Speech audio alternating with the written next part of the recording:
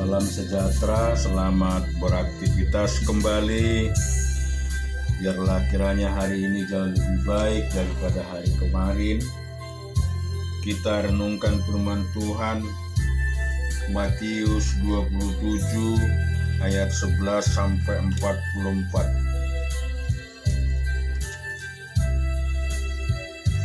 Lalu Yesus dihadapkan kepada wali negeri, dan wali negeri bertanya kepadanya, "Engkaukah raja orang Yahudi?"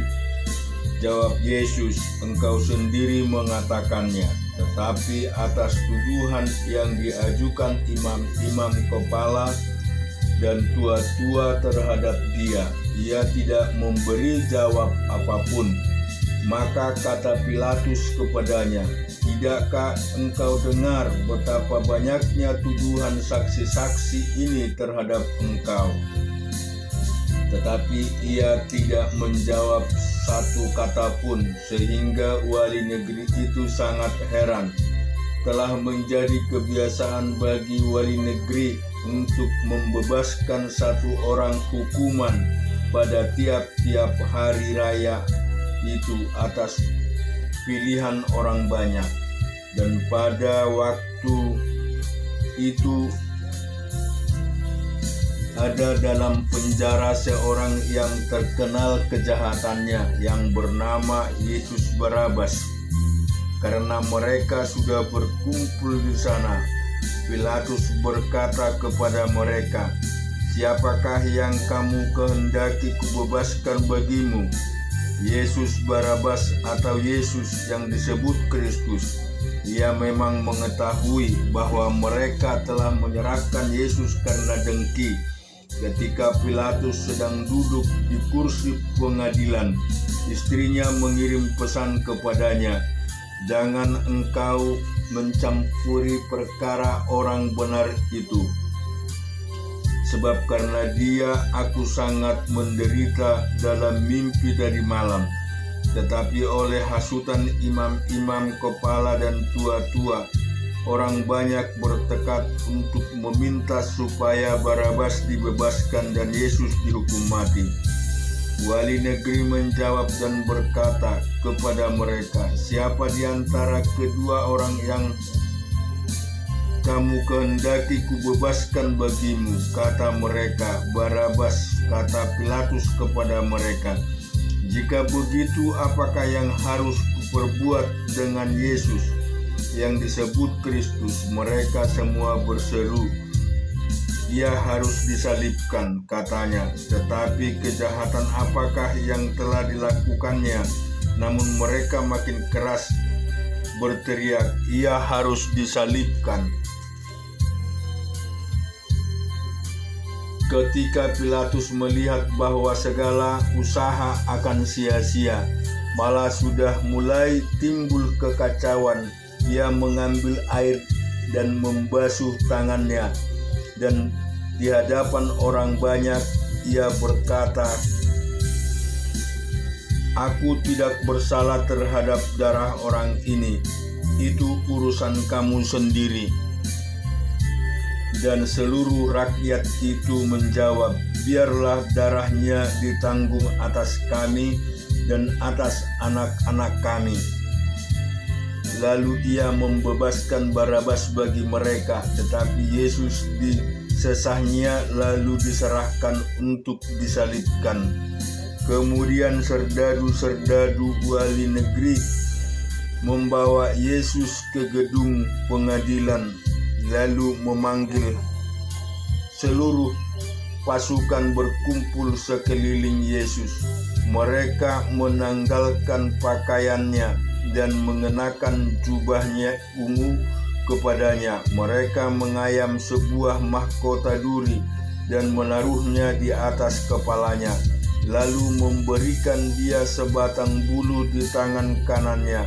Kemudian mereka berlutut di hadapannya dan mengolok-olok dia, katanya, "Salam, hai Raja orang Yahudi." Mereka meludahinya dan mengambil bulu itu dan memukulnya ke kepalanya, Sesudah mengolok-olok dia, mereka menanggalkan jubah itu daripadanya dan mengenakan pula pakaiannya kepadanya. Kemudian mereka membawa dia keluar untuk disalibkan. Ketika mereka berjalan keluar kota, mereka berjumpa dengan seorang dari Kirene yang bernama Simon. Orang itu mereka paksa untuk memikul salib Yesus. Maka sampailah mereka di satu tempat yang bernama Golgata, artinya tempat tengkorak. Lalu mereka memberi dia minum anggur bercampur empedu. Setelah ia mengecapnya, ia tidak mau meminumnya. Sesudah menyalibkan dia, mereka membagi-bagi pakaiannya dengan membuang undi. Lalu mereka duduk di situ menjaga dia, dan di atas kepalanya terpasang tulisan yang menyebut alasan mengapa ia dihukum. Inilah Yesus, Raja orang Yahudi. Bersama dengan dia disalibkan dua orang penyamun, seorang di sebelah kanan dan seorang di sebelah kirinya. Orang-orang yang lewat di sana menghujat dia dan sambil menggelengkan kepala, mereka berkata, "Hai engkau yang mau merubuhkan bait suci dan mau membangunnya kembali dalam 3 hari, selamatkanlah dirimu jikalau engkau anak Allah, turunlah dari salib itu." Demikian juga imam-imam kepala bersama-sama ahli-ahli Taurat dan tua-tua mengolok-olok dia, dan mereka berkata, "Orang lain ia selamatkan, tetapi dirinya sendiri tidak dapat ia selamatkan. Ia Raja Israel. Baiklah ia turun dari salib itu, dan kami akan percaya kepadanya. Ia menaruh harapannya pada Allah. Baiklah Allah menyelamatkan dia, jikalau Allah berkenan kepadanya, karena ia telah berkata, 'Aku adalah anak Allah.'" Bahkan penyamun-penyamun yang disalibkan bersama-sama dengan dia mencelanya demikian juga. Kita baca di 2 Tawarik pasal yang 23. Tetapi dalam tahun ke-7 Yoyada memberanikan diri, dan ia mengadakan persepakatan dengan para kepala pasukan 100, yakni Ajaria bin Yeroham, Israel bin Yohanan, Ajaria bin Obed, Maaseya bin Adaya, dan Elisafat bin Zikri. Mereka mengelilingi Yehuda dan mengumpulkan orang-orang Lewi dari semua kota di Yehuda serta kepala-kepala puak orang Israel, dan mereka semua datang ke Yerusalem. Lalu seluruh jemaah itu mengikat perjanjian dengan raja di rumah Allah, kota Yoyada, kepada mereka, "Lihatlah anak raja, biarlah ia memerintah seperti yang telah difirmankan Tuhan tentang anak-anak Daud."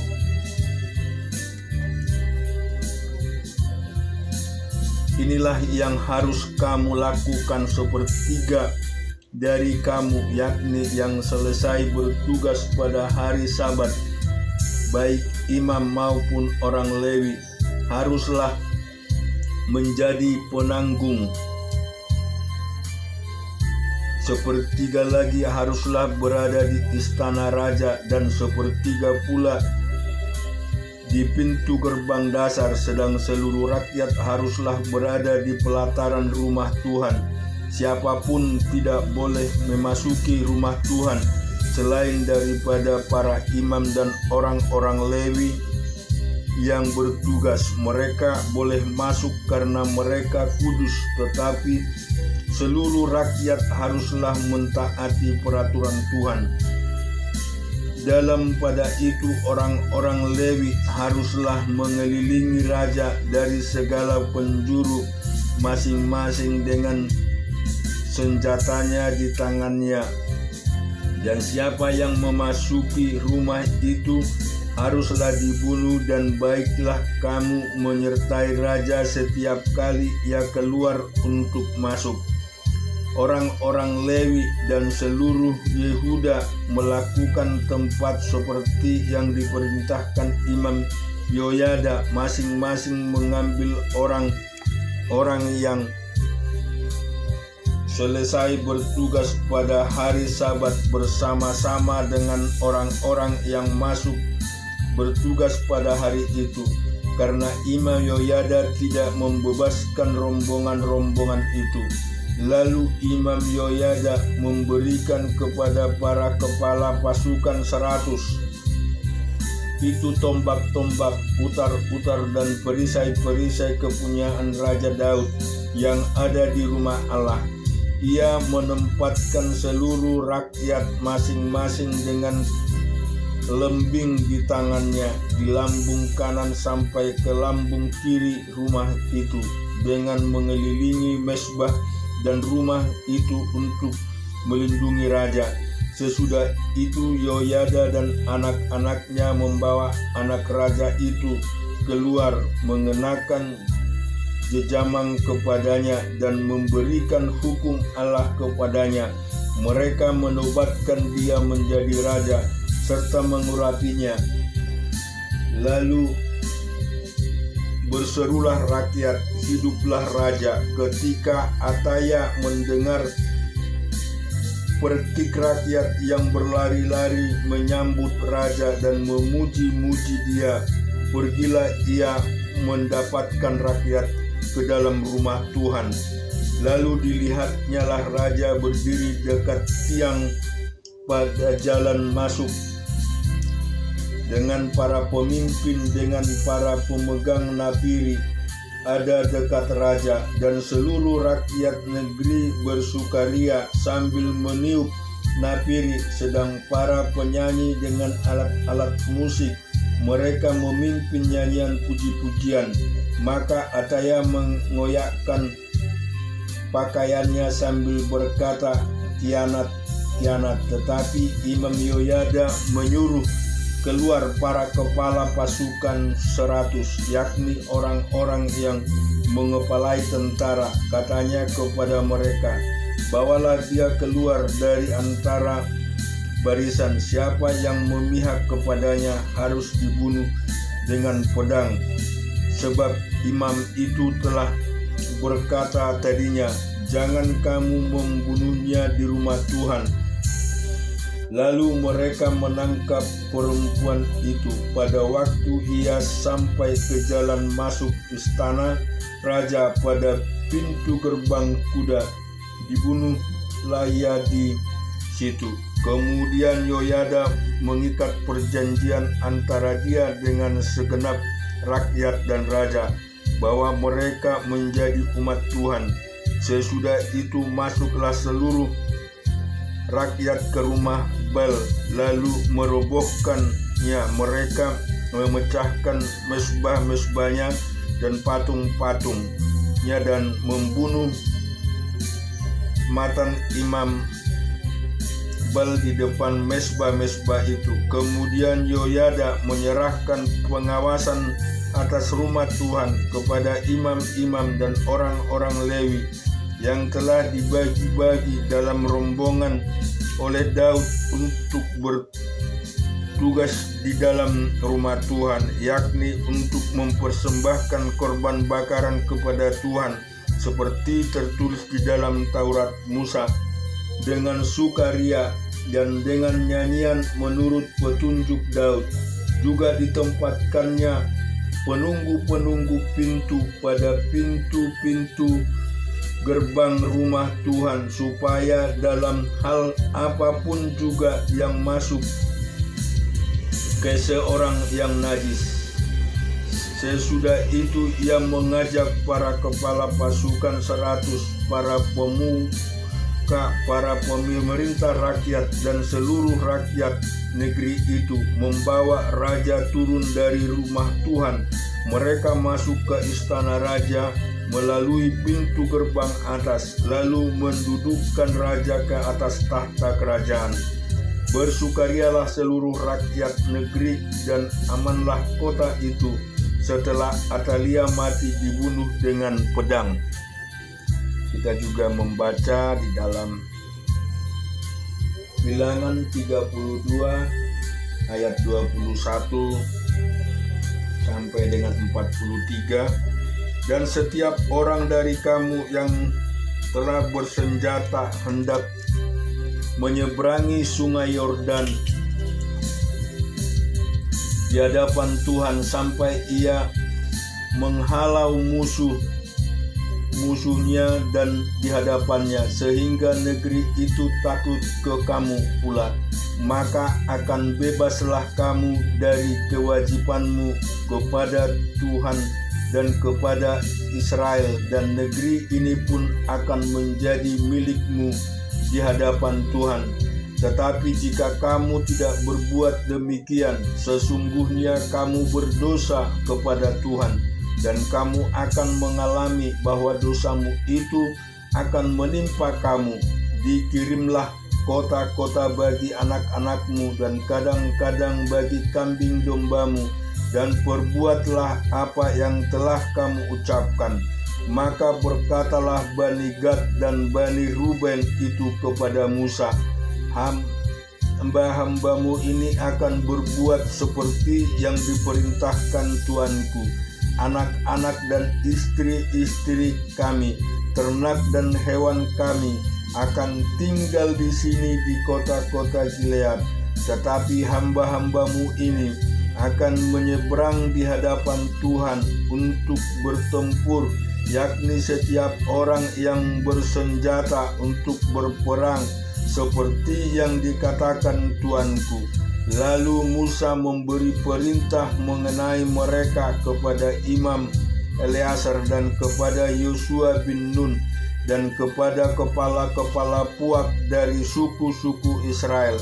Kata Musa kepada mereka, jika Bani Gad dan Bani Ruben itu telah menyeberangi sungai Yordan bersama-sama dengan kamu untuk berperang di hadapan Tuhan, yakni semuanya orang yang bersenjata untuk berperang, dan jika negeri itu telah tunduk kepadamu, maka haruslah kamu memberikan tangan Gilead kepada mereka sebagai milik.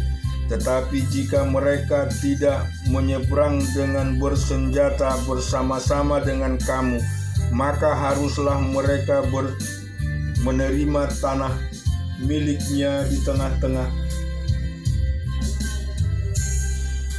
tanah Kanaan. Lalu Bani Gad, Bani Ruben itu menjawab, apa yang difirmankan Tuhan kepada hamba-hambamu ini akan kami lakukan. Kami sendiri akan menyeberang dengan bersenjata di hadapan Tuhan ke tanah Kanaan, tetapi bagi kami tetaplah tanah milik pusaka kami di seberang sungai Yordan sini. Lalu Musa memberi kepada mereka, kepada Bani Gad, kepada Bani Ruben, dan kepada setengah suku Manase dan bin Yusuf, kerajaan Sihon, raja orang Amori, dan kerajaan Og, raja Basan, yakni negeri mereka bersenjata kota-kota yang di seluruh negeri itu, dengan daerah-daerah setiap kota itu. Maka Bani Gad membangun kota-kota Dison, Antarot, Arur, Atarot, Sopan, Yeser, Yobeha, Bet Nimra, Bet Haran sebagai kota-kota yang berkubu dan sebagai tempat kandang-kandang kambing domba. Dan Bani Ruben membangun kota-kota Hesibon, Eleale, Kiryataim, Nebo Balmeon dengan mengganti nama-nama dan Sima, dan mereka memberi nama lain kepada kota-kota yang dibangun mereka itu.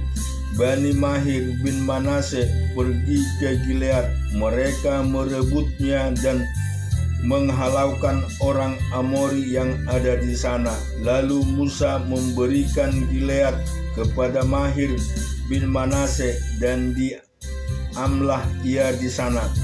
Yair anak Manase pergi merebut dusun-dusunnya dan menamainya Hawot Yair. Nobah pergi merebut Kenat dengan segala anak kotanya dan menamainya Nobah menurut namanya sendiri. Kita juga baca di Kejadian 40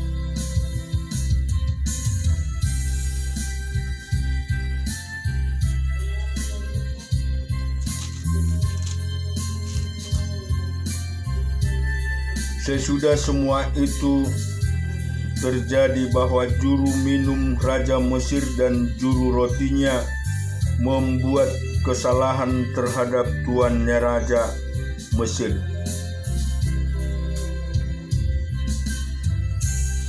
Maka murkalah Firaun kepada kedua pengawal istananya, kepala juru minum dan kepala juru roti itu. Ia menahan mereka dalam rumah kepala pengawal raja, dalam penjara tempat Yusuf dikurung.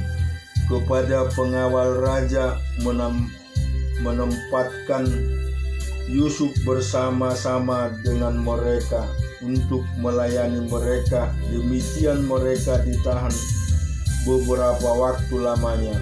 Pada suatu kali pemimpin mereka berduanya, baik juru minum maupun juru roti Raja Mesir yang ditahan dalam penjara itu, masing-masing ada pimpinannya pada saat satu malam juga, dan mimpi masing-masing itu ada arti sendiri. Ketika pada waktu pagi Yusuf datang kepada mereka, segera dilihatnya bahwa mereka bersusah hati. Lalu ia bertanya kepada pegawai-pegawai istana Firaun yang ditahan bersama-sama dengan dia dalam rumah tuannya itu, "Mengapakah hari ini mukamu semuram itu?" Jawab mereka kepadanya, "Kami bermimpi, tetapi tidak ada yang dapat mengartikannya." Lalu kata Yusuf kepada mereka, "Bukankah Allah yang menerangkan arti mimpi? Ceritakanlah kiranya mimpimu itu kepadaku." Kemudian juru minum itu menceritakan mimpinya kepada Yusuf. Katanya, "Dalam mimpiku itu tampak ada pohon anggur di depanku. Pohon anggur itu ada 3 carangnya, dan baru saja pohon itu bertunas, bunganya sudah keluar dan tanda-tandanya penuh buah anggur yang ranum. Dan di tanganku ada piala Firaun. Buah anggur itu kuambil lalu kuperas ke dalam piala Firaun. Kemudian kusampaikan piala itu ke tangan Firaun." Kata Yusuf kepadanya, "Beginilah arti mimpi itu. Ketiga carang itu artinya 3 hari. Dalam 3 hari ini Firaun akan meninggikan engkau dan mengembalikan engkau ke dalam pangkatmu yang dahulu, dan engkau akan menyampaikan piala ke tangan Firaun seperti dahulu kala ketika engkau jadi juru minumnya. Tetapi ingatlah kepadaku apabila keadaanmu telah baik nanti. Tunjukkanlah terima kasihmu kepadaku dengan menceritakan hal ikhwalku kepada Firaun, dan tolonglah keluarkan aku dari rumah ini." sebab aku diculik begitu saja dari negeri orang Ibrani, dan di sini pun aku tidak pernah melakukan apa-apa yang menyebabkan aku layak dimasukkan ke dalam liang tutupan ini. Setelah dilihat oleh kepala juru roti betapa baik arti mimpi itu, berkatalah ia kepadanya, aku pun bermimpi juga, tampak aku menjunjung 3 bakul berisi penganan. Dalam bakul itu ada berbagai-bagai makanan untuk Firaun, buatan juru roti, tetapi burung-burung memakannya dari dalam bakul yang di atas kepalaku. Yusuf menjawab, beginilah arti mimpi itu. Ketiga bakul itu artinya 3 hari. Dalam 3 hari ini Firaun akan meninggikan engkau tinggi ke atas dan menggantung engkau pada sebuah tiang, dan burung-burung akan memakan dagingmu dari tubuhmu. Dan terjadilah pada hari ketiga, hari kelahiran Firaun, maka Firaun mengadakan perjamuan untuk semua pegawainya. Ia meninggikan kepala juru minum dan kepala juru roti itu di tengah-tengah para pegawainya. Kepala juru minum itu dikembalikannya ke dalam jabatannya, sehingga ia menyampaikan pula piala ke tangan Firaun. Tetapi kepala juru roti itu digantungnya seperti yang ditakbirkan Yusuf kepada mereka. Tetapi Yusuf tidak diingat oleh kepala juru minum itu, melainkan dilupakan. Amin. Tuhan memberkati kita semua.